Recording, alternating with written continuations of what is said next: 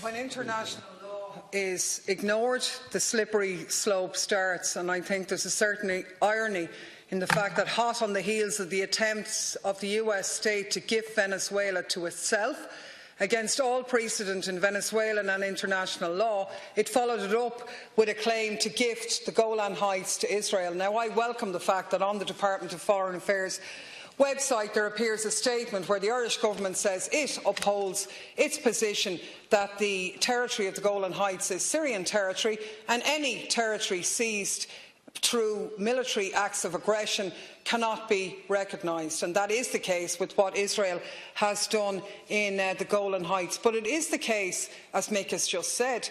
Why did the US feel secure to be able to sign that nonsensical, illegal declaration in relation to the Golan Heights? It probably was in part as a result of the sitting on the fence of so many nations last year in the UN resolution calling on Israel to withdraw from the Golan Heights. And the fact that Ireland abstained in that, was one of 66 countries that abstained, is absolutely reprehensible, because if you're saying an act of aggression is illegal, which it is, well then the people should withdraw from that. And contrary to what the Minister for Defence says, that it hasn't destabilised the Middle East, it's quite clear that Trump's actions here have already destabilised the Middle East. But the turning point here in the evasion of international law is the situation in Venezuela. Now, what we have in Venezuela now is a stalemate.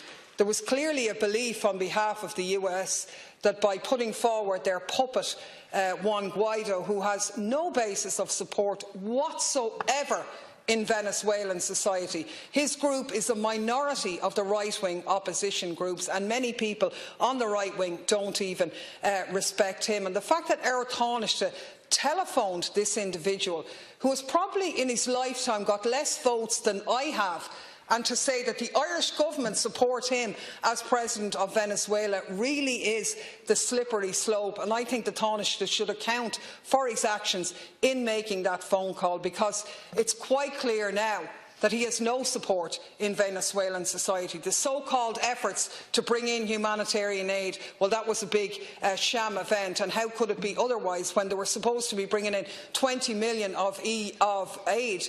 The US already have seized 500 million belonged to the people of Venezuela.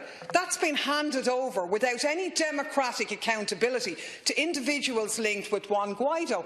Why hasn't the international community and Ireland stepped in to say that those are the assets belong to the Venezuelan people? And in the same way in other jurisdictions, Brazil and so on, where a process was embarked on that any proceeds from corruption or whatever was given back to the country and to the people, in Venezuela none of this money is going back. And do you know what's going to happen to it? Because it's been given, it's going to be used to finance guerrillas on the border, illegal mercenary armies to come in and destabilise the situation in Venezuela, and it's only the ordinary people who are suffering, and that's what we have now. Last night the power went out again in Venezuela, and it wasn't the government of Venezuela that put that out. At best, it's the creaking infrastructure as a result of the sanctions. At worst, it's deliberate sabotage to undermine support for the government. It's not a perfect government. Nobody's saying that it is. There isn't one anywhere in the world that I know of, but what ye could be doing as a neutral country in the heart of Europe is to say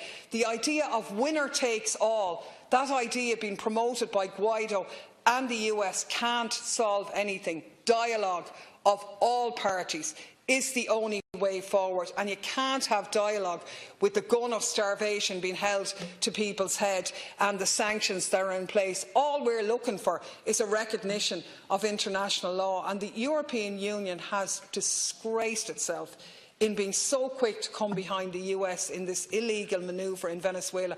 But ye have a chance now to pull back, and I am really begging, Minister, that ye, at the heart of the EU, would use your position to argue for the adherence of international law and dialogue involving all sides for a resolution in the interests of the Venezuelan people, without sanctions and without military intervention.